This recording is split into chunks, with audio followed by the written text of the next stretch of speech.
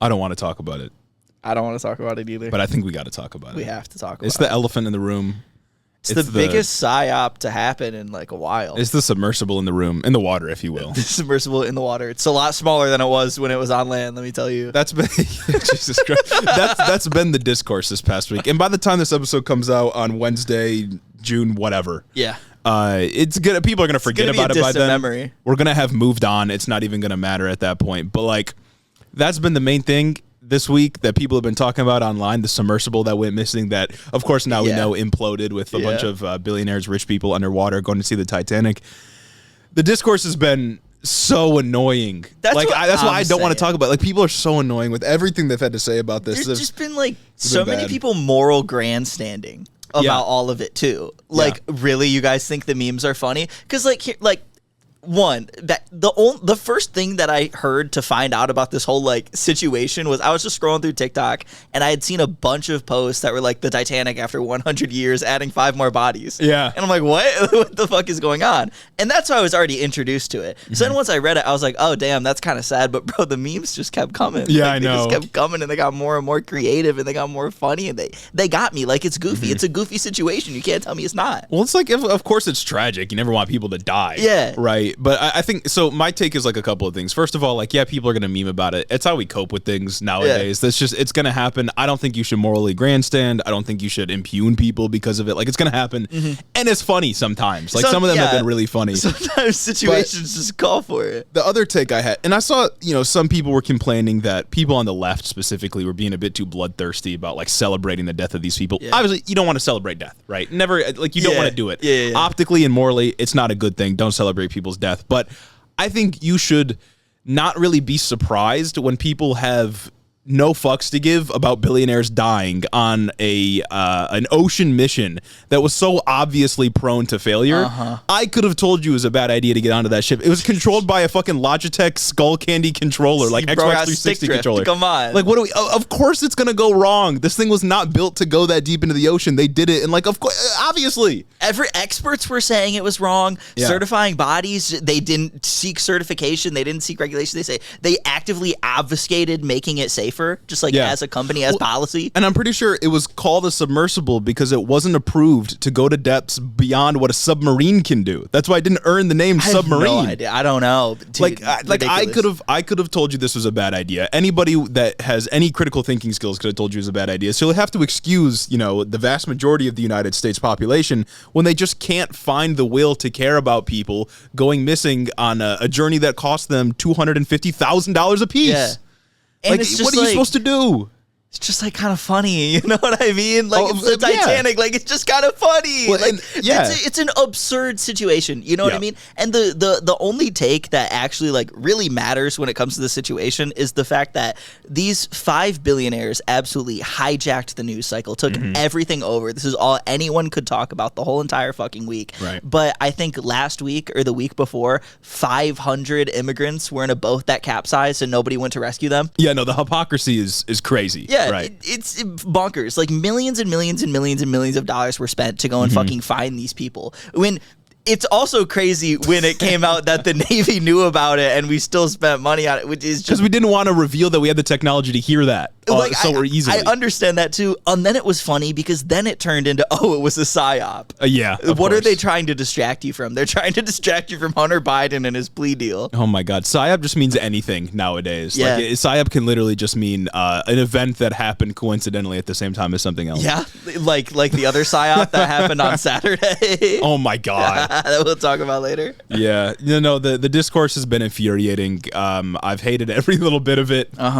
And it's just like, it's stupid. Like, exactly what happened was, it was just hubris, right? It's an extreme display of hubris on the part of billionaires that can't feel anything by doing normal human activities because they're billionaires and have sucked the life out of themselves and the people that work for them that they profit off of. So of course they have to do something insane like go down to the Titanic when they're not even seeing it. They're looking at it through a screen. Or just watch the movie. Tiny little fucking porthole at the front of it. You're crawling over the 4 other people crammed in this sub where only one person can spread their legs. Like, I don't know, it just doesn't sound like a good time to me. No, frankly. Yeah, and a lot of people pointed to like the 19-year-old kid that was there for his billionaire father for Father's Day or whatever, and like, of course that's tragic. Sad. Like, yeah, obviously that's tragic, but it doesn't do anything about the fact that stuff like this is it's like billionaire stuff, and you can't really get mad at people for not caring about what happens to billionaires, because billionaires don't care what happens to you. No, absolutely. They subject you to so many worse conditions. And also, just like on the topic of sons, the stepson, bro, is just a fucking goober. Oh my god, yeah. Oh my, beefing with Cardi B like on Twitter because of the situation is gas going to the Blink-182 concert. God damn. Yeah, no, it's bad. And other billionaire news though. True. Zuck and Elon are gonna fight each other apparently. That was the other big thing on Twitter this week, other than like, you know, Russia going to or the whole Russia-Ukraine thing that popped off again. Yeah. At least in the news. But like, so I don't even know how to summarize the story. So Elon had said something about being willing to fight Zuck in a cage match. Yeah. And then Zuck, someone who I think is trained in some kind of combat. I think he does something. Yeah, like, I've seen videos. Some like martial arts things. And he responded and was like, okay, let's do it. Apparently it's a thing that's happening. Wouldn't be surprised if it actually happen? I saw Dana White talk about trying to like organize it as like a UFC type of thing. Yeah. Well, so I wouldn't be surprised if it gets called off. This seems like the kind of thing that would get called off. For sure. But if it actually does happen, Elon Musk is getting his ass beat. Absolutely, have you seen that dude's physique? He's getting submitted. I'm not body shaming anybody, but for all the shit that he talks, for all the white supremacist we're talking about like does, fighting. Like we're strictly talking about fighting. And if losing. you're not in shape to fight, like you're not in shape to fight. Right. If you're just like, I don't know, a dude going against some guy who even has like a little bit of training, like actual formal training and like a build and works out or some shit, you're fucked. Like, what are you gonna do? Both are evil people, right? Yeah. I mean, both do terrible things. Both run social media networks that are just not good things for society. Both obviously, I don't deserve to get rocked. But Elon Musk is losing. Like, let's be real. Yeah, all I'm saying is Zuck's not gonna get rocked nearly as much as Elon is. No. And then you got Jordan Peterson coming out of the woodwork. Oh my god.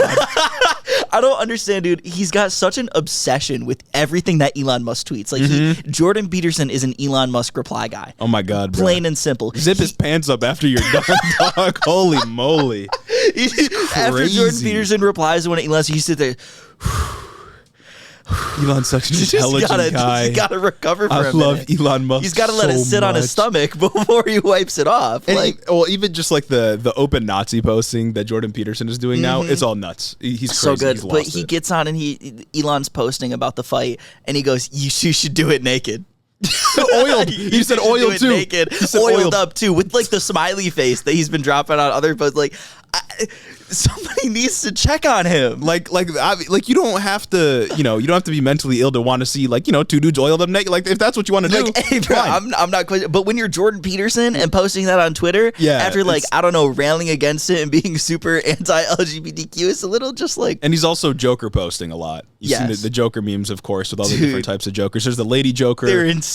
There's the regular Joker, like Joaquin Phoenix Joker, and there's it's like the Heath Ledger pictures, the comic pictures. I don't know what's wrong with him. He's been posting. I don't know what this one is.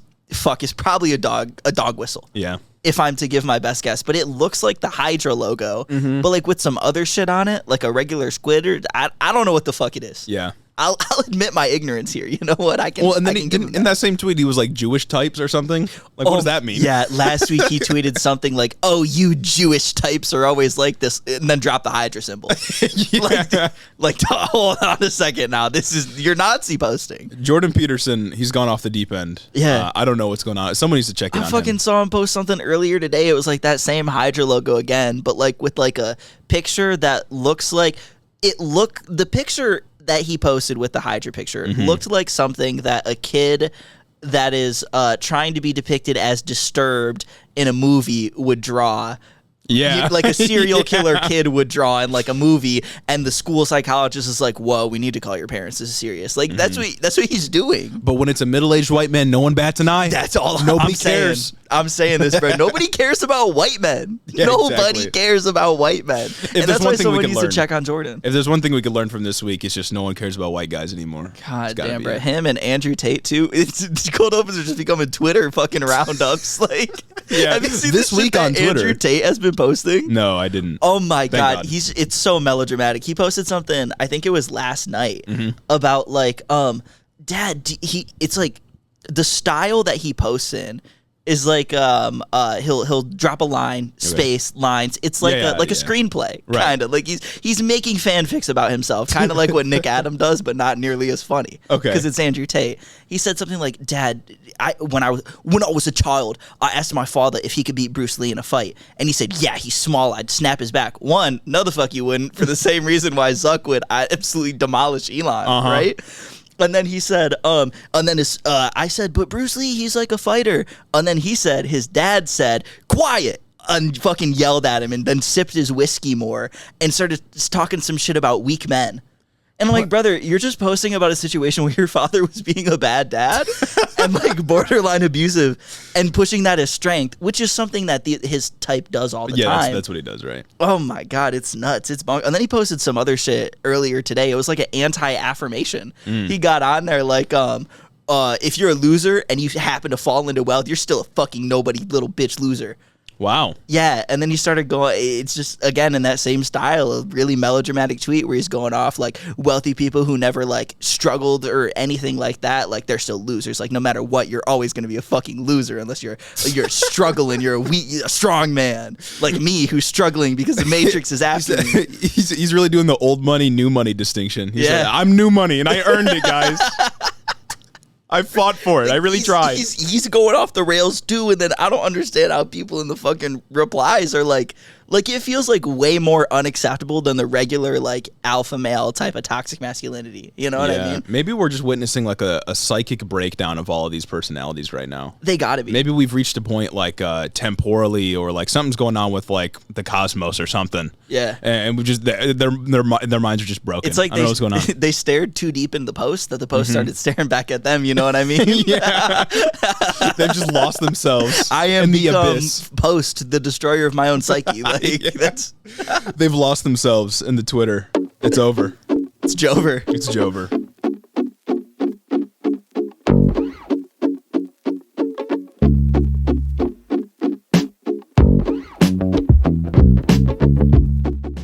Welcome back to Head in the Office, everybody. We're back at you. Another episode. Another week. Another episode. Another Sunday sermon. Another Sunday sermon. We're in hundreds. Oh yeah, for the special elevated few. Exactly. Yeah, the enlightened few. Exactly. And for everybody else too, plus the enlightened, we've got 3.5 pretty special announcements to make at the top of this one. We've been putting in work behind the scenes. Let me tell you. That's right. The first of our announcements is that we've been reached out to and we've joined a media network called the Upwire. Yeah. You all may know the guy who reached out to us. It's Keep Troy Blue on TikTok. Found us on TikTok. I'm sure you've seen his videos. Yeah, he's a pretty well-known creator on TikTok. I've known him for quite a while. Like a couple 100,000 followers. I've seen his content. Yeah. But he reached out to us about joining the network, and we'll be posting some of our content on there. Regular episodes will be going up there. We'll be working and collaborating with them. So if you're interested in seeing what we do over there, seeing what other creators do over there, the link will be in the description. The YouTube will be over there. Subscribe a little bit. Yeah, help it out. Help the channel grow. Mm-hmm.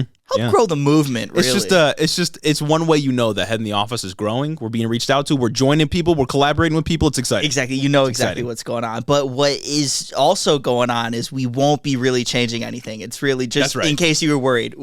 We still have control over the pod. It's really just us cross-posting onto another platform and just kind of being within a network. It's still good old Head in the Office. That's right. The Patreon money's going to the same place. It's still Hito Media LLC. That's right. Owned by Jeremy and Gage. That's right. We're spreading our wings. We're stretching our reach. And if you want to support us, if you want to support the group that we're joining, check it out. It's in the description. Upwire on YouTube.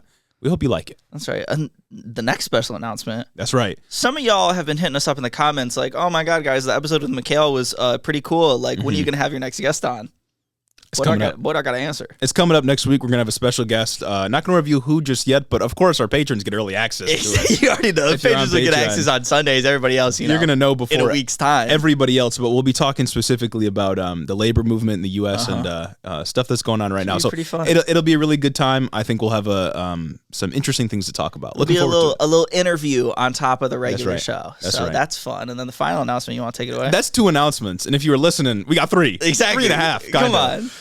The next big announcement we got in our last one is that on July 4th, we will be dropping our next collection of merch. We'll have some shirts coming out, some other special things you may want to see, some fan requests that we've been having for quite a while now. You know, Charlie Kirk once said famously that Juneteenth was just an elaborate ploy to have another holiday 2 weeks before July, 2 weeks before July 4th to compete with July 4th for, I don't know, a spot in America. Well, holidays compete, as you know. Yeah, exactly. That's cap. It's us. Yeah, we're competing with July 4th. There will be nothing patriotic about our merch drop. If you want to, frankly, if you want to support our anti-patriotism, you'll check out headintheoffice.com. Devoid of color. That's right. That's right. To separate ourselves from all that. We've been being asked for a while now. When's our next drop going to come? And it's almost a year after our first one. Almost exactly. That's true. Our last one was in July as well. That's nuts. But this is our second merch drop. It's coming.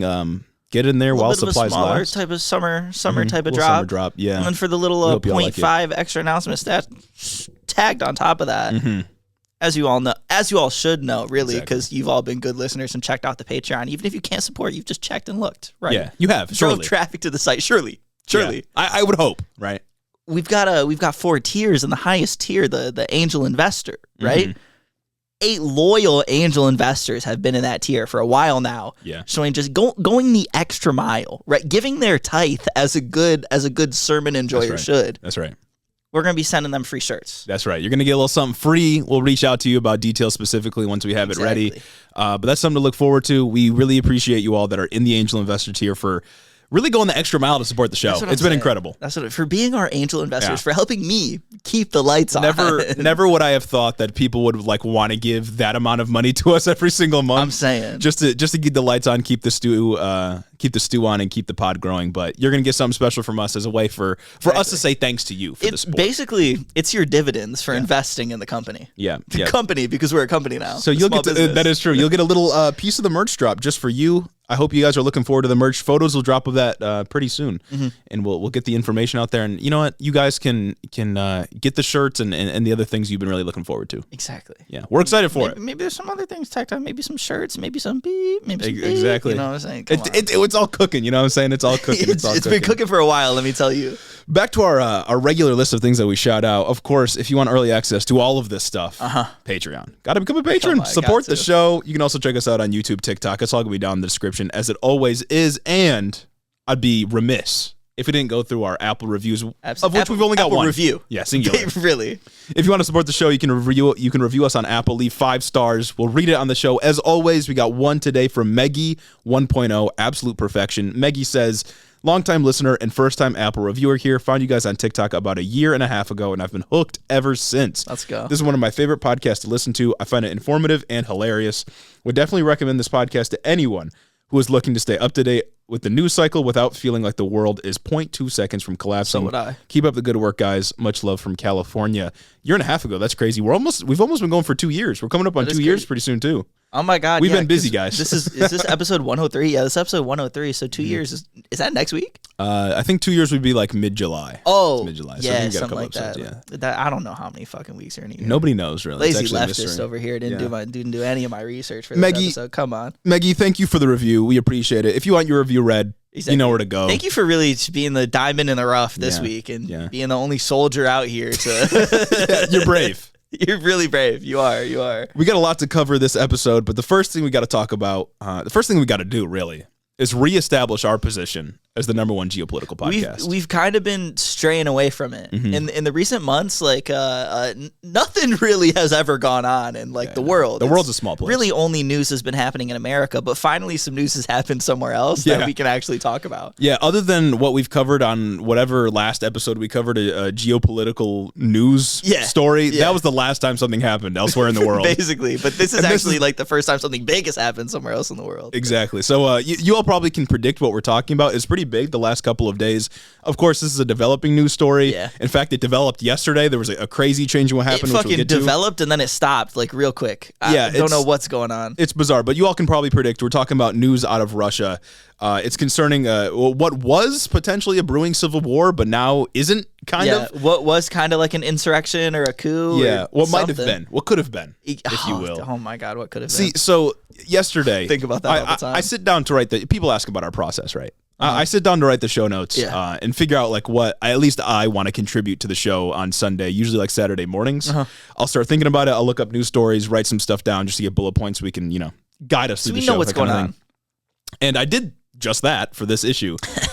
Saturday morning and then Saturday afternoon and Saturday evening, things just completely changed. 180. Got to throw out all the analysis that I had ready for the show, and we got to completely talk about this in a different way that I was not prepared for. I noticed that when I was checking the notes on Saturday. They were radically different than when I checked again this morning. That's what I'm saying. Like we had to throw out everything, or I had to throw out everything that I wanted to say about this because the predictions obviously weren't correct. Something different happened, and the analysis just didn't apply anymore. But basically, so before we get into it, I'll preface, of course, as we always do with international news stories, especially with Russia, that we don't know everything. We can't know everything. Everything that we learn about this is filtered through Western media for the most part, and it's going to have a narrative spun on it, of course, so we can't know everything that's happening. Sometimes it's a weirdly pro-Russia narrative if you're looking at Fox News. But we can be pretty confident that we know what's happening here because Putin himself responded. You've had Russian straight people from the in horse's Russia mouth. respond. Like the two big guys in this situation have released statements. We have a pretty good idea of what's happening. So two big guys. Let's get some women in here. Yeah, let's get some women in there. Yeah. Fascism is usually pretty open to women, right? That's why Italy, it's on top. That's right. Let me set the scene for you all real quick, just so we know what's going on here. So Russia obviously has been waging a war on Ukraine for about 16 months or so. We covered it when it first kicked off. If you want to go look back at old episodes, some have told us people have been saying this that we were one of the first podcasts to start covering it. That's all I'm going to say. Hey, bro. Shit, that's why we're the #1 geopolitics podcast. That's right. But Russia's been waging this war on Ukraine for about 16 months or so, and they've had trouble basically the entire time sustaining sufficient troop levels for keeping an invasion going, right? Yeah. Troops are pretty important. Sustaining any morale at all amongst the existing troops. So to supplement their troops, Putin has used the Wagner Group, which is this group of far-right neo-Nazis. It's a paramilitary It's a group. Russian PMC. That Russia uses to go do things, and the thing that they're doing bad things with the Wagner Group is sustaining the invasion of Ukraine. And this group is led by this guy named I'm a butcher this Yevgeny Prigozhin. Right. I don't know the last name, but I think the first is Yevgeny. We can call him Yev. Yevgeny Prigozhin. Cool like that. Yeah, we're cool like that. The Wagner Group was formed back in 2014. It's been led by this dude ever since, but he only recently acknowledged that he was the leader. And the reason they were formed was to aid in previous war efforts against Ukraine back in Crimea, if you know anything about they were straight up involved in annexing Crimea. That's how they came about. And just so you guys know, these guys are pretty awful. Again, far right, basically neo-Nazis. They've recruited, the way they recruit people is by promising convicts in prison and penal colonies in Russia that they won't go back to jail if they serve in the Wagner Group. So really bad people. Sometimes they just execute deserters. They'll do it on video at times. Not a good group. You don't want to join them. For sure. That's all I got to say about that group. All I got to say, guys, PMCs, not the best. Pretty bad. Prigozhin himself, though, the leader of this group, is a Russian oligarch. He's been close to Putin for quite a while. Some people call him Putin's chef because he dealt with like food and shit. He used to run a catering company that had contracts with the Kremlin. So that's why he's called Putin's chef. But he's been close to Putin for a while. And it's important to remember that Russia is functionally controlled by oligarchs. This is kind of how their system runs. Putin himself is an oligarch, but he's kind of like the head oligarch. He's the guy. And the rest of them are kind of defined based on where they stand with Putin. They all kind of control different aspects of Russian society. And that's how it's been for quite a while now. And the basic gist of this situation has been, and still basically is, that the Nazis are doing infighting. We know Putin himself is a fascist. This guy is obviously a fascist. Prigozhin, the guy who leads the Wagner Group, also fascist. But tensions were building between the Wagner Group and the Ministry of Defense for a little while for criticism of the military leadership. And the invasion of Ukraine. The Wagner Group had been a little bit critical of them. And more recently, and this is really what kicked off the conflict that we were observing over the weekend, the Wagner Group claimed that they were hit with a Russian missile from the Ministry of Defense. There's no telling if this was real or not. No fucking idea. Yeah. It could have been a sort of like false flag operation that the Wagner Group did just to justify what they wanted to do. That actually could have happened if the Wagner Group was acting up. Nobody really knows. I lean towards false flag. That's just kind of the vibe that I get from this, but there's no way to really know. Exactly. And I also think it's a little goofy, a little silly, maybe a little funny that their whole thing here is like criticizing like the Russian Ministry of Defense with their involvement in Ukraine, right? But it's not anything about like criticizing them for invading Ukraine and doing anything unjustifiable. It's criticizing them for not doing it well enough. Yeah. That's like, actually, we could do it better than you guys. Yeah, when this all kicked off, Prigozhin, he released some videos that were translated so that we could understand them. And he was basically claiming that the justification for getting into the war against Ukraine was a lie that the Ministry of Defense pushed, and it was all to weaken Russia. It was like a Nazi theory, right? It was like, quote unquote, them that did it for us. It was like a national betrayal kind of thing. Nuts. At least that was the vibe that I was getting from it. But it doesn't seem like, because from the standpoint where we are now, where they've basically backed down from what they were going to do, which we'll talk about in a moment, it seems like this was like, it was really just a narrative. Like he didn't actually believe it, obviously. Because it's like they have been intimately involved in every conflict to do with Ukraine. That's how they started. They started with being instrumental to the annexation of Crimea and all of Russia's efforts in 2014. Instrumental into doing a bunch of fucking bad things on behalf of Russia. Yeah. Oh, the Africa stuff is crazy, but I mean, we get into that in a little bit. Yeah, for sure. So the way that the timeline kind of unfolded was that the Wagner Group marched into and then occupied Rostov, which is a place in Russia, and apparently, according to Politico, was like some key military checkpoint or something for like the war. Base for like the southern, something like that. It was an important point for Russia. Regional defense point. And this group, the Wagner Group, they walked in with basically no resistance and just took over the city. They had tanks in the street. Nobody was fighting back. There were reports, although I don't know if this was confirmed, that the police and Russian military kind of just let them do it. They just, bro, they didn't care. It's like if January 6th was done by BlackRock. Yeah. Well, that's kind of it's like a paramilitary group that's being contracted or worked with through the government that kind of just say, yeah, we're coming for you. We're coming in. Because the claim that the Wagner Group had, that Prigozhin was advancing in his videos, was that they were going to march on Moscow and they were going to, I don't know what, get revenge or resolve the situation, punish the Ministry of Defense, whatever it was. And now we know that they were marching towards Moscow and then they just turned around. Is it okay? They just stopped. Cool. After occupying the city, after getting a bunch of momentum, after claiming they had 250,000 troops behind them, like rallying some nationalist fervor. They were marching towards Moscow, which was pretty far from where they were. And then Saturday evening, they kind of just stopped and turned around. It's all right, we're chilling. And the whole story changed. And like my initial thought was like, okay, what Prigozhin wanted to do was say, we've been betrayed, we've been lied to, and this has led to a weaker Russia. And as such, we want to take control, and then through taking control, they can justify withdrawal from Ukraine without looking weak. Because they can say, we were lied to, we didn't know this was what was happening, we thought we were justified, and we weren't. And I thought that was kind of the pretext they were trying to establish. But it looks like that wasn't what happened whatsoever. Yeah, no. Because Putin came out against the Wagner Group and what they were doing. They said they want to march on Moscow. A while later, Putin responds. He says that he's going to punish these people. It looked pretty clear that Putin wasn't on their side. But from our perspective today, it seems like the Wagner Group just wanted to maintain their autonomy and didn't want to sign contracts with the MOD, Ministry of Defense, that was coming down the pipeline on July 1st. Yep. And that seems like that was it. Because they were coming down and they wanted to absorb them into the Russian military more formally. Right. To help their things in Ukraine, and they didn't want to do that. It seems like that was like the only reason they wanted to do this. And they also, of course, wanted out of Ukraine. I don't think the Wagner Group wants to be there. I think a part of the agreement is that they're going to get restationed into Africa again. I think the Wagner Group had also been accused of just like throwing soldiers into Ukraine to just get killed. Like just throwing a bunch of cannon fodder. Sick. Like that nuts. Yeah. My original analysis here was that it was either a false flag operation, again, to justify the withdrawal from Ukraine, or there was like some real strife in the oligarch class between Prigozhin and maybe some others and Vladimir Putin. And, you know, they were actually upset about a botched military operation in Ukraine. Yeah. Doesn't seem like that's the case either, because they completely backed off. And my final thought was maybe that Wagner would just get violently crushed and it would all go back to normal and we would move on. But something else happened where Wagner just totally backed down, because I'm guessing they got the concessions they wanted, being they won't be controlled by the Ministry of Defense and they get to go operate elsewhere and don't have to be in Ukraine anymore. Yeah, if I'm to put on my Russian fucking military politics expert cap here, the one that I own, right? Exactly. Because that's who I am, number one. It's actually one of the pieces of merches we're selling is yeah, Russia basically expert. Russia expert cap. You know me anyway. All the Ukraine stuff is like bullshit.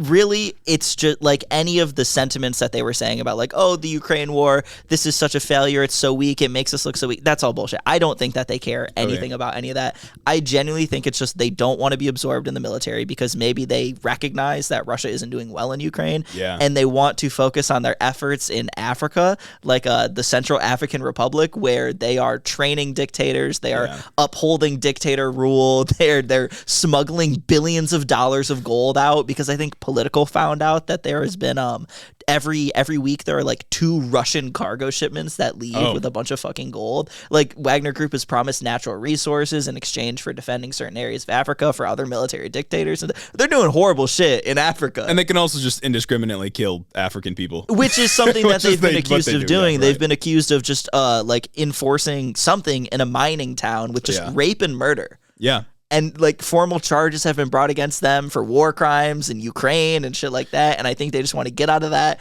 and get back to Africa, where I guess nobody fucking cares what they do for some reason. Mm-hmm.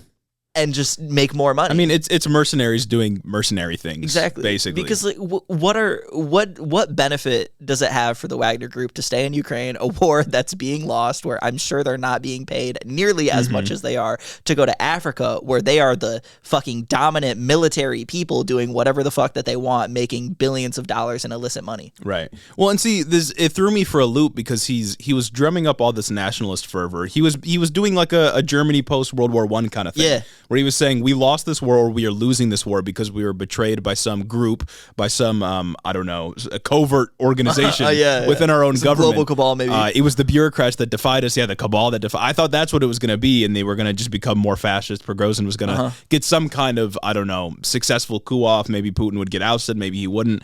I thought something like that was going to happen, but it seems like it was as stupid as, I don't want to be absorbed into the Ministry of Defense, and I want to go and kill people in Africa and do a gold mining operation in Africa. Literally. It seems as simple as that.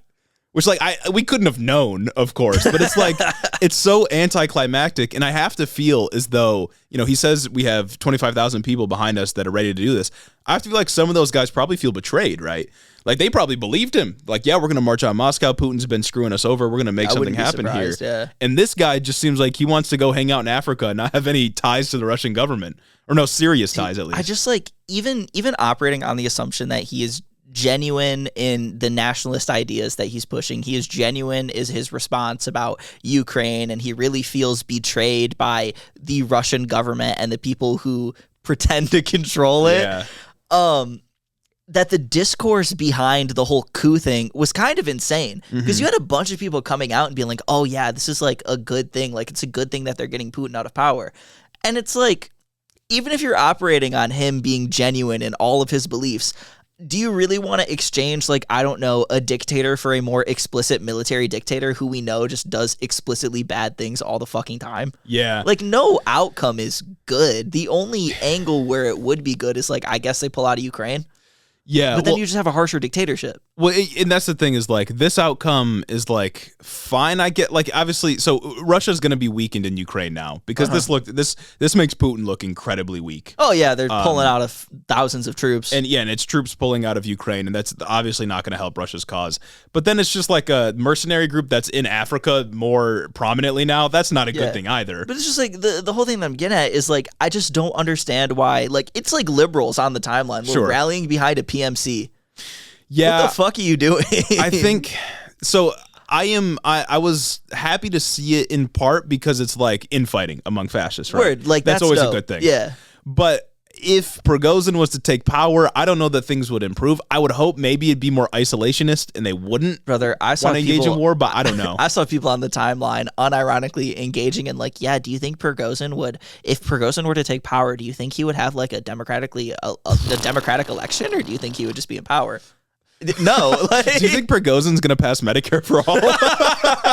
Do you think he'll do gun regulation? Do you think Prigozhin's going to restore voting rights? Yeah. No, he wouldn't have. No. It would have been another dictator, of course. Like, it's fascism of a different shade. Maybe he would have been more confident as a fascist. Explicitly worse. Yeah, maybe. Explicitly neo-Nazis and explicitly fascists. The only thing that you could have really pulled for, had this gone the coup route, was them to just tear each other apart. just to weaken Russia so much that they can't sustain their invasion of Ukraine, and they also can't hurt anybody else. That would have been the only good outcome. Yeah. Good in quotes, because there would have been another dictator that rose to power, but it would have cut off the war effort, and it would have made it so the Wagner Group is even weaker trying to go operate in Africa or wherever they want to kill black people. See, because then it would have been sick for me personally, because if the war in Ukraine stopped, I wouldn't have to hear about everyone talking about us sending money to Ukraine. Exactly. Then I just wouldn't have to get irritated every time that conversation comes up. Yeah, regardless of how you feel about Ukraine, you should want the war to stop so we can stop fucking talking about it all the time. But yeah, so the two big things that are definitely going to come out of this is, obviously, as I said, Prigozhin's going to go and harm a bunch of people in Africa. The Wagner Group's going to do terrible things to people there that have no other choice. They can't do anything about it. And the second thing is also, as I mentioned, Putin is exposed to be pretty weak here. Yeah. He was forced to give concessions to a paramilitary group and didn't really do anything about it. He kind of just got rolled over. No, the coup didn't even happen. He got on like Saturday morning and he's like, there's going to be consequences. Mm-hmm. Fuck you. They got to do what they wanted. He called them traitors, and then that was it. It's like, I've talked to the right people. Like, they were gonna march on you. Like, you were scared. Like, you were the one backed in a corner here. It is literally like BlackRock marching on Washington and then saying, like, if you don't let us operate indiscriminately again in, I don't know, Afghanistan. If you don't let us do another Nasir Square massacre, then shit. Then Biden's getting ousted or something. Like, that's the same thing. And then they're like, oh, we already had you on payroll. Like, yeah. So this was a little interesting news story that happened overseas that might still develop. Maybe something else will come of this. Who knows? I got to believe, again, that some amount of people in Russia, maybe that are a part of the Wagner Group or part of the Russian military, wanted to see something happen and it didn't. And maybe those people will find a way to do something. But I don't know. Who knows, right? This one was crazy. This one hit hard and fast. Yeah, it did. It was out of nowhere. Really just like, I opened my phone on Saturday and all this Russian coup. Yeah. Military, what? I mean, I can't see anything bad happening for Ukraine from this. I mean, they only benefit from Russia being weaker militarily. Yeah. I don't think anything like this is good for Ukraine, obviously. Just more strife, more internal chaos, and the Wagner Group getting out of Ukraine. I was going to say, it's really only good for Ukraine and the Wagner Group. Mm-hmm. Bad for just like everything else, I guess. I mean, it's not much of like a change for everything else, I guess. No. Like, I mean, again, it's going to be worse for the people that have to deal with the Wagner Group in Africa, but like, it's a significant event, to be sure. Yeah. We'll see what else cascades off of this. But that's the #1 geopolitical podcast coming at you with some news. Getting back to some more domestic news. Yeah. Got to get back to that domestic news. We have articles of impeachment to talk about. It's actually some more big news, but of a different variety. And big news, but not big because it's like a significant political event. Really big because I'm so tired. Yeah. yeah. So if you don't know what we're talking about, last week the House of Representatives voted 219 to 208 to send articles of impeachment against President Joe Biden to the Homeland Security and Judiciary committees. And you know who's behind it? It's Lauren Boebert. It's our girl shooters. Our queen from our queen from Colorado. Yeah, that's right. Yeah. She initiated these articles of impeachment against Joe Biden. Also a small business owner, by the way. And the charge here is for dereliction of duty. You'll never guess why. You never guess what they're accusing Biden of. It's his mishandling of the border. Oh, that's why he's getting impeached. Wow, you didn't do what I wanted on this policy issue. I don't understand. Like, obviously, the whole impeachment thing is bullshit, and we'll get into that later. But like, how can you even draft? Like, how can you even fucking draft these? Yeah. Dereliction of duty at the Southern border. You didn't fucking kill more immigrants. Yeah. Well, you didn't put them in harder cages. I think the argument is like the executive is supposed to follow what the legislature tells it to do, and Joe Biden didn't do that. But of course, all of their fear-mongering about the border is entirely made up. Yeah. Like, there's a humanitarian crisis at the border, but this idea that Joe Biden is like letting billions of immigrants into the country just isn't true. It's just not happening, right? It just isn't happening. So yeah, it was Lauren Boebert that initiated this charge, dereliction of duty, mishandling at the border, and she had a tweet about it. I figured we could read on the show. Nice. She said, quote, Today I initiated historic impeachment proceedings against Joe Biden for his unconstitutional dereliction of duty at the southern border. For the first time in 24 years, House Republicans united to protect the separation of powers and start a formal impeachment inquiry. You know, the last time. For the first time since Bill Clinton got a blowjob in office. I was just about to say, 24 years ago, it was also some fucking nonsense. Did he lie? I mean, yeah, Did he lie? Sure, whatever. But like, who cares, right? God. So yeah, Lauren Boebert is trying to impeach Joe Biden here for his mishandling at the border, or whatever she defines that as. Now, Biden hasn't been impeached yet, right? It hasn't happened. Yeah. The impeachment hasn't happened. The articles have to go to committee, then they have to be voted out of committee, then they'd have to be on the approved on the House floor with another majority vote. Who knows if that's going to happen, but the process has begun. And this is what I've been waiting for, really. What committee does it go to? It's in the Judiciary Committee and so it's going through. I would think so. I mean, He's Republicans are in getting control. impeached. That's crazy. Yeah. I think there were some Republicans that voted against just passing the articles outright. It was a 219 vote, so they only had 2 votes to play with. Yeah, that's true. But it gets sent to committee, so we're going to see what happens here. This will develop over the next couple of days, or next couple of weeks probably, maybe a couple months, who knows. Dude, that's so nuts. They're absolutely going to impeach him. And I'm surprised it wasn't the Hunter Biden stuff. No, absolutely, because that just popped off this week. Yeah. Especially because, Hunter Biden took a plea deal for, I don't even know what it was, but there were some things that conservatives are saying directly implicate Biden, and a lot of the things that he was pleading guilty to.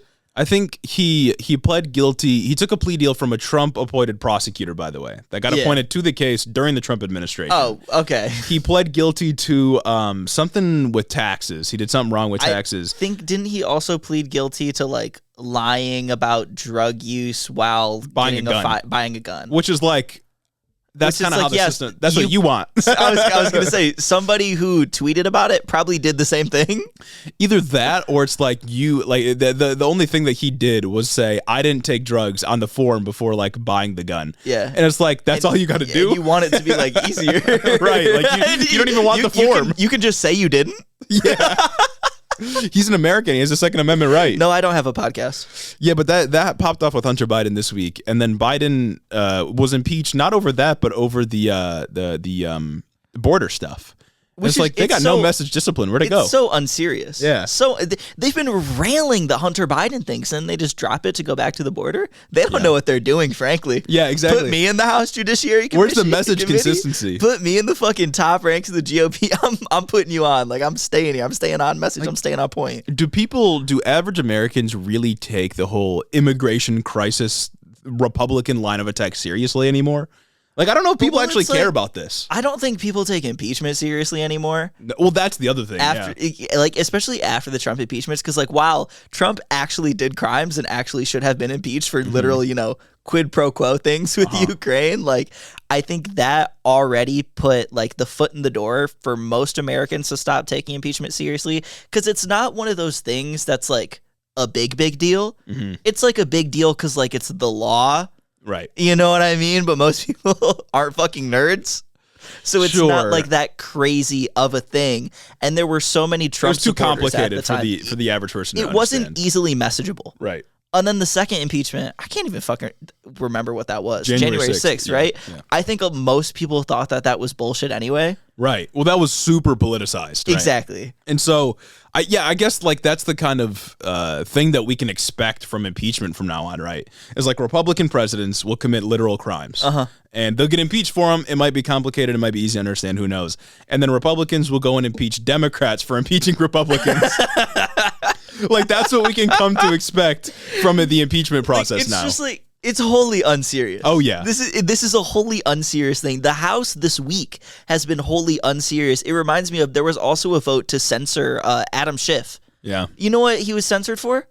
What was it? Being involved in investigating Russian collusion when it comes to the 2016 thing. Isn't he on the intelligence committee? Yeah. That's his job. Yeah, that's what he was doing for work. And they're well, actually, this independent organization said there wasn't Russian collusion, but you did. Talk about targeting your political enemies. Oh my God. No, I'm saying, and it's that's already wholly unserious in itself, because you know what censor means in the House? What? Blew my fucking mind, because I was oh, maybe this is a big deal. Maybe he can't talk to press or talk to people and just vote or just something. Slap on the wrist? It is. You got to sit in the well and they yell at you. You get put in timeout. You get put in timeout. You go to the well and then they read you a speech, and that's it. Wow. What the fuck is that? It's just nothing. Come on. See, and to me, and this goes along with the next story we'll talk about, but it's this story is a microcosm of the broader story that our institutions are just falling apart at this point. Oh, yeah, absolutely. Like, our institutions exist to be a sort of accountability measure. Impeachment, specifically, exists to be a sort of accountability measure, a check on the president, but other institutions exist to be a check on various different functions of our society, government, economics, whatever it may be. Unless you're the Supreme Court. The maintenance of our institutions is supposed to be, in theory, the kind of glue that holds society together, under capitalist frameworks, certainly. But it's becoming more apparent that people don't care about institutions anymore. They don't have the integrity that they used to. People just, they don't care. And people are starting to realize that it's not about institutions. It's more about political power, who wields it and how. Yeah. That's all that matters anymore. Like, realistic, why would I care about like the institution of like the Supreme Court after watching everything that they've done and everything we've railed on them for? And now it's like, why fucking would I care about the House after all the shit that they're doing? Like this week specifically, apparently there was more drama like within the House GOP because Marjorie Taylor Greene was mad at Lauren Boebert for doing this when she was trying to draft her own articles, fake articles of impeachment. By the way, like, that was the drama. That was some big drama this week that happened between them. And now there are rumors that Marjorie Taylor Greene, like people in the Freedom Caucus, want to kick her out because of that and because she's buddy with like Kevin McCarthy. Oh my God. Yeah, like what the fuck is going on? How stupid. What the fuck is going on? Like, oh my goodness, dude. This is all so unserious. Yeah, and that's not to say that our institutions were any good at like providing positive political outcomes in the past. Yeah, bro got impeached for some head. There was right. But like there was at least the veil of importance in front of them, right? Like people treated them as important. People acted as though they pretended maybe as though the institutions were these important things that we needed to maintain. And now all people care about is just using political power when they have it. There were trials and investigations into the head that bro got. Yeah, like, the head that inspired the title of this podcast. I got the head in the office. Like, I can't stress it enough. But like people, like our institutions, they've always been sort of unserious. They've always produced bad things and hurt people when they didn't need to. But now I feel like we're getting to a point where it's just like, people really don't care about them. Yeah, like this doesn't matter. Like, the media too doesn't fucking matter anymore. Right, like the media too. Like people are at like an all-time low of trusting media sources, and you kind of can't blame them, right? Because media is going to continue to cover this story as if it's a serious thing. Like even the liberal media will probably cover this and be like, "Well, actually, these are the angles that the Republicans are coming from," and give credence to whatever they're saying and trying to be good faith. But Fox News is going to ram it in like, "Look, Joe Biden's impeached, and they're going to impeach him a fucking billion times in the House," and then they're going to be like, "Look, Joe Biden impeached 20 times. Like, yeah, most impeached president of all time. Oh, and you said Trump was bad, huh? He only got impeached twice." No, that's absolutely what's going to happen. Every single president from here on out is going to get hit with impeachment articles from the House. And it's like, fuck, I guess it's kind of sick. Like, in a way, like, cool. Yeah, I mean, this is kind of the drama that we've been waiting for, too. You know what I mean? Because, like, if they're going to do it like this, they might as well do it. Fucking go big or go home. Like, don't stop at just, like, the one, like, oh my God, dereliction of duty for the southern border. Like, you're impeached. The impeachment goes through. He obviously doesn't get removed because the Senate is somehow more sane. Yeah. Even though we have some fucking loonies there, like, he won't be removed. Just keep impeaching him. Like, they have the votes. What's fucking stopping you? Yeah. It's just another nonsense story, but one that I feel like will be significant just because it's probably going to happen. And, like, presidents don't get impeached very often. Yeah. Like, very few of them have. Not anymore. Now it's going to pop off. Well, at least once every 4 years, we're getting some articles of impeachment. And if the opposing party is in the House, it's going to pass. It's going to pass. It's nuts. So cool. It's so unserious. Like, this is the legislature. This is like the branch of government. I don't fucking understand. Next, the executive has got to do something crazy to just undermine its whole thing. Yeah. Starting with SCOTUS, now we're moving to the House. Well, I was just about to say, speaking of our institutions falling apart, we got to talk about SCOTUS again. Let's go. Because we got a pretty big news story out from ProPublica about Sam Alito, another justice, who apparently is kind of doing the same thing as Clarence Thomas. Another cool one that's like always on the wrong side of history. Sam Alito, also a really bad guy. So the gist here is that Paul Singer is this hedge fund billionaire who's had several court cases appear in front of the Supreme Court, one of which decided on his side for like millions or perhaps billions of dollars. So he's gotten some auspicious outcomes from the Supreme Court. Yeah. And in 2008, Singer flew Alito to Alaska on a fishing trip, which cost hundreds of thousands of dollars. The trip was never disclosed, of course. Sam Alito never filled out the forms. And the billionaire also paid for trips for Antonin Scalia when Scalia was a justice and still alive. And then in 2014, there was one specific case that Sam Alito ruled on, which was a 7-1 in favoring Singer. I don't remember the specifics of the case. Yeah. But he was like basically paying for access to Samuel Alito. They met several times after 2008 when that trip happened. And Alito's right now under fire because all of this came out. And he authored an op-ed, what was basically a letter to the editor in the Washington Post saying, like, no, guys, you shouldn't be able to look at what I've been doing. So that's gas. Like, that's the whole story. He's like, no, guys, like, this, it wasn't disclosed, though. Yeah. Like, it wasn't disclosed for a reason. Like, why you shouldn't, keep it undisclosed. He's basically crying, saying, like, oh, you have no right to know what I'm doing with my personal life, that kind of thing, like my private affairs. It's like, dog, you're one of the most powerful people in the country. Exactly. We should know everything about you. You hold so much power. You can change so many things for literally hundreds of millions of people. Like, you don't get to have a private life like that. You are a public servant. Yeah, we should know what you ate for lunch. We should know when you go on your piss breaks. We should know the outcome of your colonoscopy that you have to get when you're old. Like, we should know everything. I should get to see the scope. I should get to see the video. Drop the videos, Bert. Come on. Again, it's just more evidence. We've talked about this tons. We've beaten the horse to death many times that the Supreme Court, it needs more oversight. It needs some method of forcing recusals in situations where a justice has a staked interest in a certain outcome. It just has to happen, and it hasn't happened, and it won't happen. This mostly came out because people are calling for him to recuse himself from, like, a student loan case, yeah? I don't remember. Maybe. There's something to do with, like, students that he needs to recuse himself from. I can't remember, though. But, the Supreme Court just... He's probably got, like, a 50% controlling stake in, like, Navient or something. It was gifted to him by the CEO. Undisclosed, naturally. Well, of course. And you shouldn't know about that. And I need to rant about something real quick. This is not in the show notes. But last time we posted on our social medias a clip of... I think it was a story you brought up about how every justice signed on to some letter saying they don't want oversight, they don't want forced recusals, they don't want any kind of court reform because it would weaken the power of the court or fucking whatever. And there were people in the comments that agreed with their position, saying like, oh, you wouldn't want the government, the legislature, to have more oversight over the Supreme Court because then people with the ideology like, say, Marjorie Taylor Greene would have an impact on the court. Brother, they're already there. Yeah. They're ruling in favor of her ideology all the time. On the court. Yeah. It doesn't get more wacky and zany than that. Yeah, she was like, oh, well, the judiciary would be corrupted by the legislature. It's corrupt already. We're there.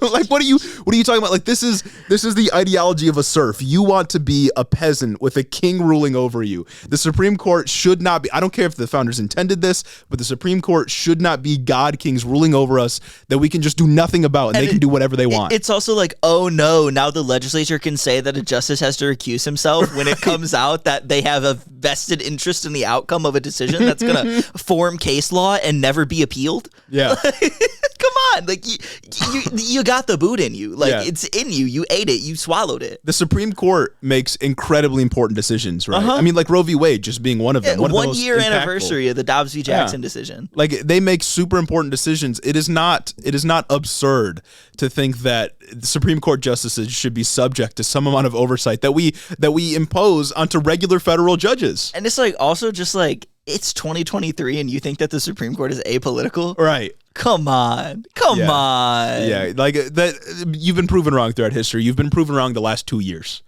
Like, come on. Child's understanding of politics. That's crazy. Like, and it's like you can make an argument looking at the 2014 case that like it was 7-1. Even if Sam Alito didn't have some kind of staked interest in this dude winning, he probably would have sided with him anyway because he's a bad person, right? Like, it's just saying, like, he would have done it.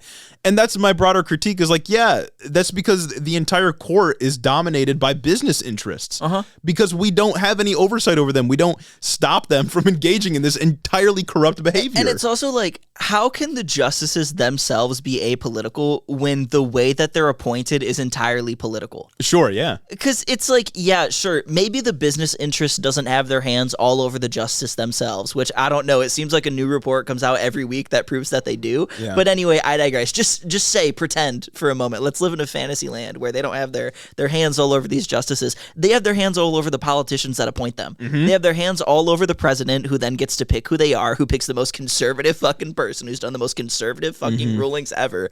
Then they have their hands all over the Congress people who confirm the appointment. Right. Like, exactly. It's an entirely political process. You have to be so fucking ignorant. You're a peasant. To separate these things. Like, you don't get it, bro. You don't get it. Like, it's the ideology of a peasant to think like, oh yeah, the king should be able to just do whatever he wants. It's so stupid. Like, Jesus Christ, gross. Earn some agency. Think about democracy as it's supposed to exist. Just like fucking think about anything for a second. Yeah. Come on, like think about relationships. Let's do some critical thinking, please. Yeah, like I don't know. I feel like our political elites, the people who draft decisions and laws that are going to affect everybody's life in the country, they should be subject to some oversight, and they shouldn't be manipulated by people that just have the most money in society. I'm saying. Like, that's not a democracy. It's not a democracy.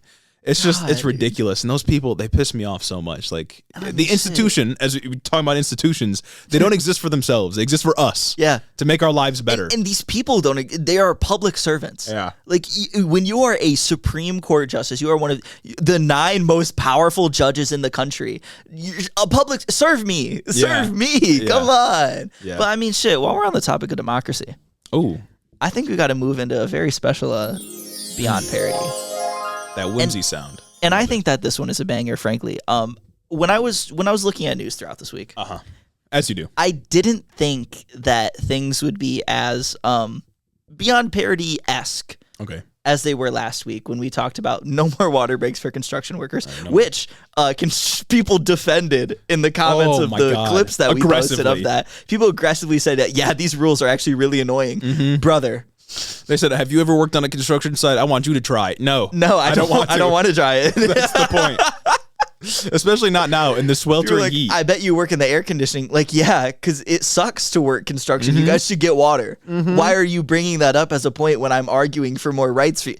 Anyway, I'm on your side, dog. I'm doing this for you. Anyway, I didn't think it could get worse than that. Okay.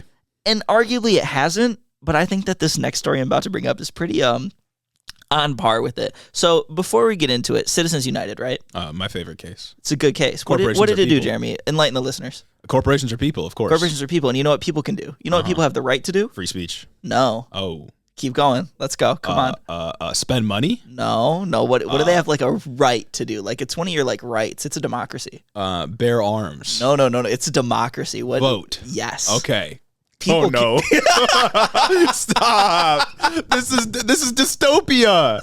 Let's go, baby. Let's go. Fucking. Oh my God! People can vote. Fuck. So Seaford, a small town in Delaware, has just updated its town charter to allow corporations in the town to vote in local elections. Oh my God, it's feudalism. We're going backwards. It's over. It's over. Dude, it gets like so much better, right? Because Delaware in of itself is already like a haven for shell companies. It has more corporations than people.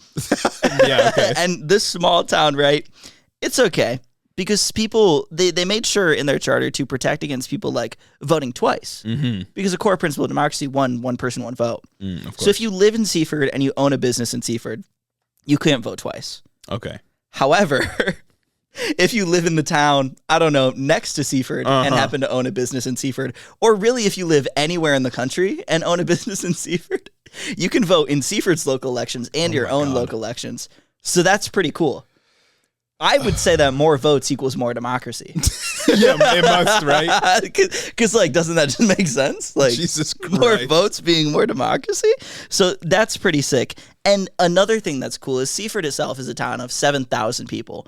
And in their last election, like local election in April, 300 people turned out. You know how many businesses are in Seaford? How many? 280. Oh, no. Yeah. They're about to have a majority of the voters. That controlling stake. Like, technically, a plurality. Okay. Really is business owners and business interests. But that's so fucking cool. And, like, that in of itself is just so dystopian. Like, how is this in a town charter? Right. How did we get here? How did people that are in, like, seats of power, no matter how small, think that that was a good fucking idea? Right. And luckily, there are safeguards. Like, this resolution has to pass in the legislature in order to take effect within Seaford. And Delaware has, like, a 2/3 Democratic legislature. So it's not going to fucking pass. Okay. But Delaware has had this issue before. Yeah. And so much so that progressives in their legislature have brought up bills to make it so that they can't do this. To enshrine it within, like, the state law that businesses can't vote. why would we even need to get there? Yeah. What are we doing? Like, it's like businesses aren't citizens. Like they're not people. Like contrary to what the Supreme Court says, corporations are not human beings. What fucking interest do they have other than making more money, which is the only thing they would vote in favor of? Who thought this was a good idea? Oh my God.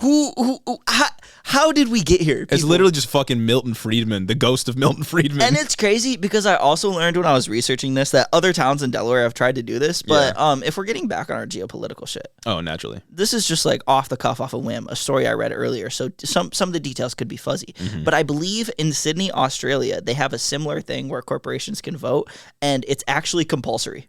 Oh, great. Yeah, so that's pretty cool. Like, just like vote for people in elections? Yeah. Like people just running for office, corporations I vote? think so. Like local elections in Sydney, corporations are compelled to vote. Why? No idea. Jesus Christ. I don't know the politics of Australia. That might have been from a couple of years ago because I think the article I read was from 2017. Or I could just be fucking talking out of my ass. You can look it up. Could just be telling lies. Could just be telling lies, spreading misinformation as I do. Yeah. If y'all remember 2023, I'm trying to be more malicious. Yeah, well, exactly. No, that's a crazy story though. Can't wait till this like gets passed into law somewhere, right? Texas is going to do it or something, and then it's going to go all the way up to the Supreme Court, and then suddenly, corporations get to vote in the Electoral College. They're going to cite Citizens United too. They're going to be like, well, shit, corporations are people. Like that is in the text of like the precedent. We're actually going backwards into feudalism. We're creating another nobles class, another aristocratic class. They get to have more of a say in our politics than everybody else. We're just going to be the peasants. Dude, like, what are we doing? It's just so dope because, like, if something like this in Delaware were to go through, in Delaware, it only costs, I think, $400 a year to maintain an LLC. Mm-hmm. You're just buying votes. You are unironically just buying more votes. What stops somebody from just making more democracy? What stops somebody from just making like hundreds of corporations in Delaware? Nothing. They just get to nothing. The money, I guess, right? Yeah, you're limited in spending $400 a year on the LLC to like maintain it. Dang, if you really wanted to twist the tide, get some billionaire to go in there and just buy up all the votes that they get. You're literally purchasing votes. Like, that's it. Yeah. You're buying votes. Buying more democracy. I like to phrase it. Well, yeah. As someone who's radically pro this resolution. Yeah. Well, I mean, like, if you can buy more votes, like, you could sell anything, right? You could sell an organ. Why can't you sell your vote? I'm saying. Why can't I sell my vote? So, I mean, basically, to, like, sum it all up. I can sell my labor. We're going to be headquartering ourselves in Delaware. We're going to be headquartering at the office in Seaford, Delaware, and then getting more democracy for our buck. Yeah, that's a lot of democracy we get to get. That's what I'm thinking. That's 3 democracy amongst the 2 of us. I'm a big fan of democracy, and I don't see why not. I don't see why this is a bad idea at all. I don't think so. I don't think anything could go wrong here. No, couldn't possibly. I mean, can you envision anything that could go wrong? I don't think so. I mean, like, shit, like, you all have your own interests, so do corporations. Yeah, well, exactly. Should they not be able to express themselves? I thought that's what you liberals wanted. I mean, corporations, really, if we stop and think about it for a second, they kind of transcend human interest. They're the thing that binds society together. True. They provide. If they're not there, who provides the jobs? They're really like conglomerates of everyone that works to support them. So I'm thinking that corporations should get extra votes for every employee that they have. Really. Well, exactly. They're benevolent in that way. Yeah. Well, I'm really going to love like 50 years from now when across the country corporations get to vote in every single election that we have. Yeah. And then some brave leftists will come along and be like, hey, yo, this is fucked up. And they'll try to kind of rescind those provisions. Then they'll be like, wow, you're trying to disenfranchise corporations. And then they get JFK'd. You're trying to take the right to vote away from these poor corporations that have fought for their enfranchisement throughout history. It's just like the suffragette movement. This is ridiculous. It's just like the 1920s. It's just crazy because like I remember there was that story, I want to say like a year or 2 ago, where like I think Facebook wanted to bring back corporate towns or like somewhere, and it's just we're just regressing. We're just regressing. I don't get it. Like, yeah, I think like 2 years ago, I think it was in Nevada, they wanted to do a company town or something similar like that. And then shit, I mean, at that point, give them their own local government, give them their own local charter. They're just doing feudalism. It's just feudalism. Fucking get it going. Like, get your groceries at the Facebook store, get your Facebook phone, get your Facebook clothes. People say, history repeats itself, right? Yeah. And 100 years ago, I think it was like 100 years ago, right? The Titanic sunk, and then we had the submersible sink, of 111 years ago, and it's just repeated. And then 140 years ago or something like that, the 19th Amendment passed, Or 103 years ago, 19th Amendment passed, women get the right to vote. So it makes sense. And now 28th Amendment, corporations get the right to vote. Yes. If we want to be democratic, I mean, come on now. Like, it makes sense. Again, come on, just like the Titanic and the submersible. Come on. History repeats itself. We got to. Time is a flat circle. It's all cyclical. Things got to keep happening. It's all cyclical. I can't think of anyone else who would need the right to vote right now. Well, 100 years ago, Russian Revolution kicks off. 100 years later, not quite a revolution, but something happened. 100 years ago, insane economic collapse that we've ever seen. Right now, Joe Biden's presidency. Yeah. It's gonna be like 100 years ago, something major happens that we still read about, and then 100 years into the present, or right now, it's gonna be some watered down version that nobody really likes, that no one wants to make a documentary about. It kind of sucks. Joe Biden's presidency. Let me tell you. Oh my God, brother! Have you seen inflation eggs at the grocery store? Paying $45 for an egg. Yeah, that's Jesus Christ. Anyway, does that round us out on this episode? I think that rounds us out. We hit the Hunter Biden thing. Yeah. We'll probably cover that more as more things come out of it, maybe, if it proves to be fruitful. Yeah. If it does prove to be fruitful, I'll stick to my guns, bro. Lock him up. Lock Joe Biden up. Lock Big Joe up. But put Kamala in the White House. It's a plea deal, so I think it'll just be a fine if the judge agrees to let it happen. But it's like, is a Trump-appointed attorney, I don't know what argument they're making. Yeah. I saw like Marjorie Taylor Greene, Lauren Boebert, even Kevin McCarthy are coming out like, oh, it's a politicized prosecution. Hunter Biden's getting off easy. They've gone woke. It's like it's a Trump-appointed whatever. Yeah. Yeah, we can talk about it next week if something crazy happens, but it's like it doesn't matter. The only thing that matters, like, okay, yeah, he plea dealed. He's guilty of whatever the fuck he did. Like, whatever. Plea deals are fine. Yeah. I think the thing is that conservatives are saying it implicates Biden in, like, these illegal dealings, but I don't think that's what he was being charged with. There's also, did you hear about, like, the Biden tapes thing? No. There's been, okay, so like usually I keep up on the lore and I try to keep track of like. It's like a Dark Souls lore video. Yeah, like I try to keep track of like the stories they invent. You know, there's like the stuff with the China weather balloon. There's the stuff with Hunter Biden laptop. Like, and I generally know. Like the big man. Like the big man is with me right now, like in the text with some Chinese guy. I don't know what that is. You don't know what that's like one of the things that they were using when like the laptop stuff dropped to like implicate Joe Biden. Hunter Biden would text like some Chinese billionaire and be like, yeah, the big man's here with me right now and he's not happy with this deal. And they're like, the big man's got to be Biden. Right. And like I usually keep up on this lore and I at least know, even if I don't know all of it, I at least know like where it started, like why it exists. Yeah. But with this Biden tapes thing, I've been looking stuff up. I don't know what the fuck they're talking about. I have no idea where this came from. But they're saying it's like he should be impeached for this. Like this is Watergate level. Oh no, actually he should be impeached for his dereliction of duty at the southern border. Like I don't know where this came from. Maybe I got to look into it more. Maybe one of our listeners. Biden tapes. That's sick. Yeah. There's like Biden's on tape admitting to something, and I'm like, where is this coming from? I have no idea. I don't know if they're just like making it up, like they're just completely fabricating things that they're talking about. I wouldn't be surprised. Now, maybe it came from Project Veritas and whatever fucking crack they're doing in that studio. Yeah, I need to get some of that. I'm saying, it'd make the show. I'd be making some crazy content if I got whatever they're smoking. Oh my goodness! I have no idea where that's from, but maybe we got to cover that soon too. That could be fun. We still got to watch My Son Hunter, the movie. That's true. Haven't done that yet. Might have to have a movie night. We promise a lot of things. Hey, but we're making good on some of them. We're making good on the 3.5 that we announced at the beginning. Let me tell you, the actively in the works coming like next week. Exactly. You know what I'm saying? Is it time to end out the episode? I think it's time to read out the list of the people that help keep the lights on in the studio, that attend church every Sunday, like Good Samaritans, and most importantly, they give their tithe. The good Christians. So that we can continue to spread the good word. That's right. You want to start us off? I'll start us off. Special thanks to Cricket Scrapbook Layouts, Nikki Nine Lives, Caden Kraut, Lord T the Radiant, Chris the Postman, Christy Beck, Talia Kotz, 40% Spite, Andrew Harris, Mike Chaplinsky, Mattias T, Omar Zuno, Clayton LaFed, Mark Yeager, Sarah McRoberts, Dylan B, Kaz, Caleb Joy, Jim Bobbs, Carl D, Rich Torrell, Tari, Gavin Mayer Maldonado, Hunter W, Fergalaki, Max Vasquez, Jacob Rogers, Colton Mooberry, Fixer Punk, Jim Egbers, Jeff Muzzy, Bagel Burrito, Cincy Alex, Bread, Joe Stenstrom, Adrian Sandoval, Chloe Sam 601, Colleen Cuts, Gregory Isn't My Name, Veriuk, Jennifer DeVoe, Big Bird Titty, Crawfishin, Bennett Bennington III, Alex Benanti, Nietzsche, Big Booty Beatdown, Moises T, Sam Maloney, Two-Headed Boy, Benjabiro's Boyfriend, Jonathan Cassis, Luke O'Shea, Cucker Tarlson, Daniel Jackson, The Word of Microsoft, Jennifer Science, Aaron and his Gundam Gundams, Darth Father, Aiden Taylor, Corey Chambers, Sui Sewer Snack, LEN, John Glover, Weed Thief 69, Devin Hatchard, Retro Mondo, Meatball Minion, Emma the Dude Slayer, Claire McMillan, Breezy B, Elijah Murray, Veronica, aka V, Raxon, Ash Smith, The Grotler, Magic Ian 95, Flower Clown,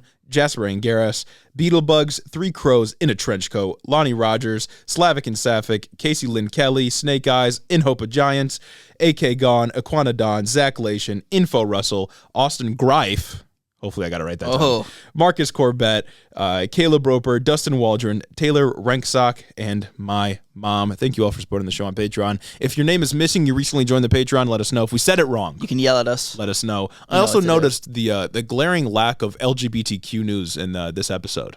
I'm saying, yeah. Nothing crazy this week. Maybe we missed it. Maybe we didn't. Another break week for you all to enjoy. For you all. That's a freebie. That's a freebie. You're gonna pass this time. This one's a freebie. The episode without any bad news. For next week I can almost guarantee that we'll be right back at it to wrap up Pride Month. Maybe Matt Walsh will post something corny. That's right. We'll figure it out. You know what to do. We got our finger on the pulse. We got the content coming up for you all. Remember, merch coming soon. Guests coming soon. Check out the Upwire. Yeah, it's all in the description. Thank you all for listening. You know what to do. Have a great week.